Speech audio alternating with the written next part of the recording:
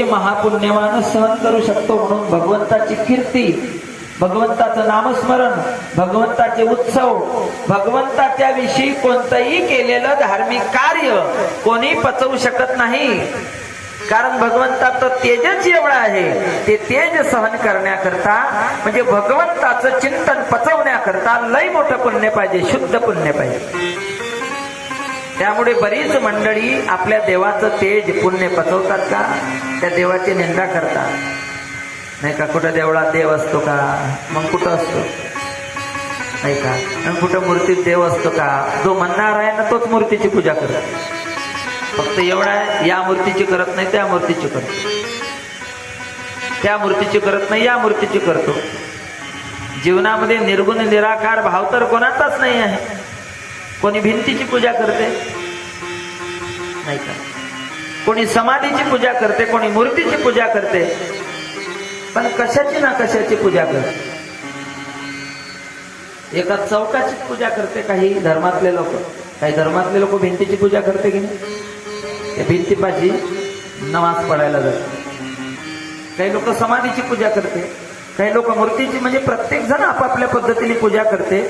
म्हणून कोणाची निंदा करायची गरज नाही, कारण देवाचं तेज, देवाची निंदा हे सहन करता आली पाहिजे. त्यावेळेला याला कुठंतरी घेऊन जा, मग आता नेण्याची जागा. ते नंदबाबाची बहीण होती रोज, असं वर्णन केलं जाते, वेगवेगळ्या पद्धतीचं वर्णन आहे.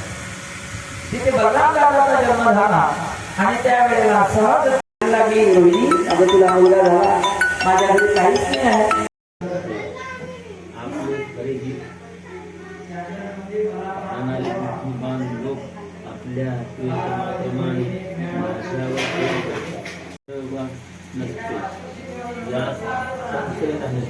प्राण बुद्धी मन शरीर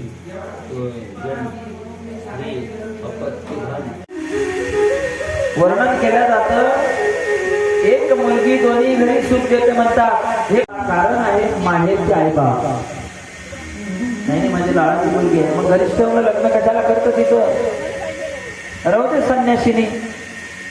ज्या आईबापाला नाही का लेकरं जर लाडाचे असतील आणि त्यांना काहीच दुःख देत असेल, मुलगी असो या मुलगा, काहीच कामाची नसतं, आणि ते लहान मुलगी नाही का लहानपणी पोळ्या करायचे, लहान झाले 40 ते 45 वर्ष.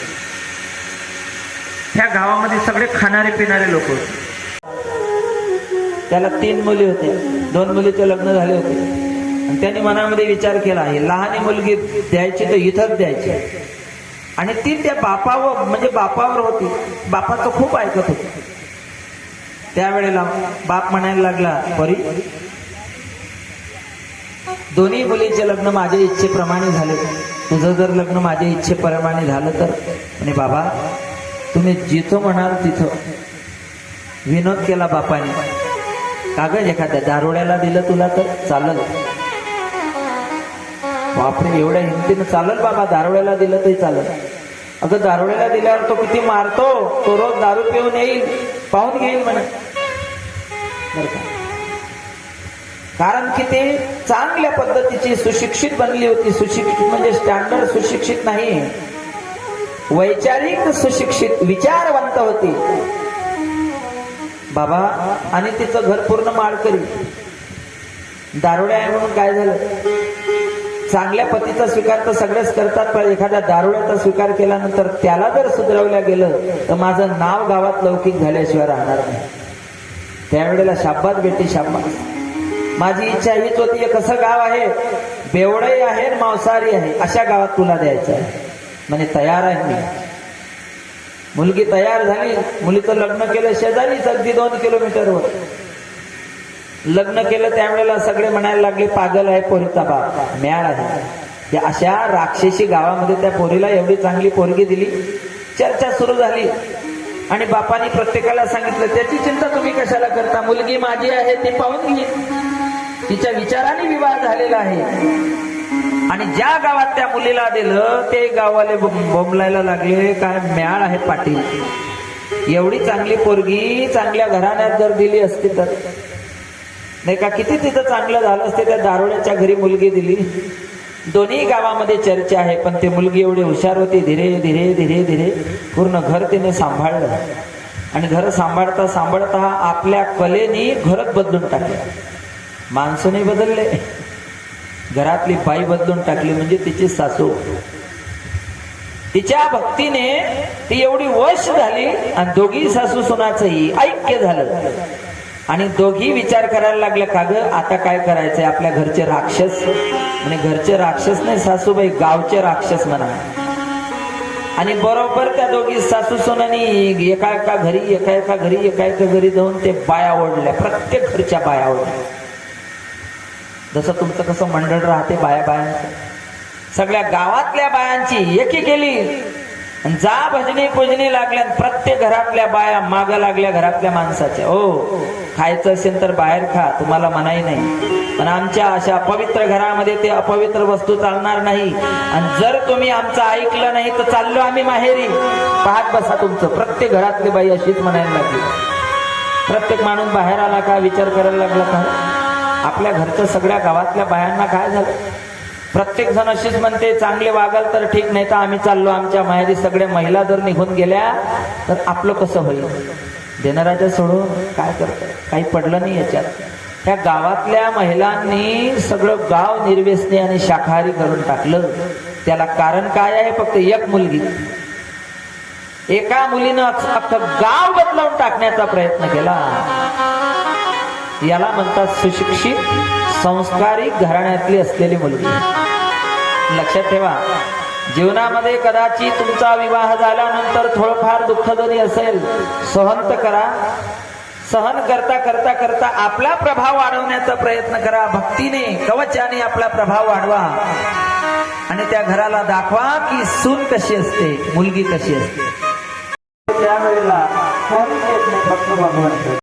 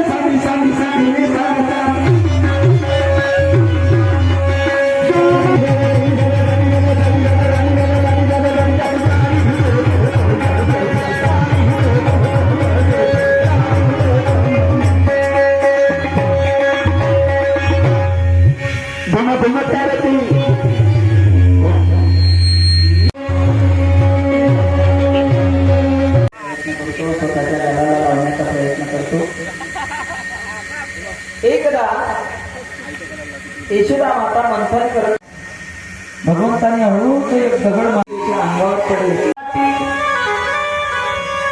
शिकविते श्रीपती. अनेक प्रकारे भगवंताला शिकवण्यात, भगवंत शिकवण्यात अनेकदा सांगितलं. नवे नवे भगवंत रडायला लागले. त्यावेळी मग माती खाल्ली नाही तर तो उदारी हरी हा बालक नंदा घरी. हा बालक नंद बाबाच्या घरी जन्माला आला. हा साधा नाही आहे, अखंड ब्रह्मांड चालक. म्हणून शुकाचार्य वर्णन करतात, राजा डोळे उघड. डोळे अरे मी तर निर्गुण उपासक आहे, पण माझी अवस्था अशी झालेली आहे. कृष्ण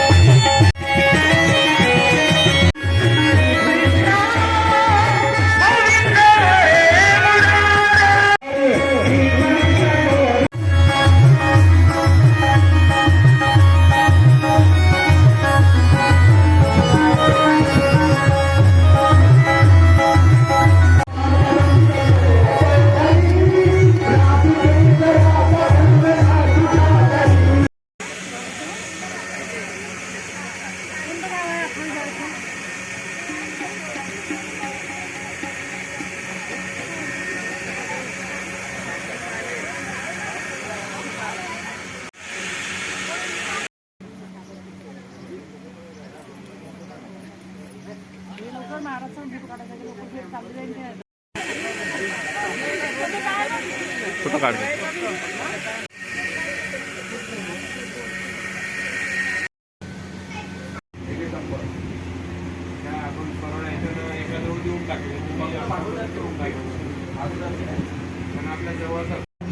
त्यांनी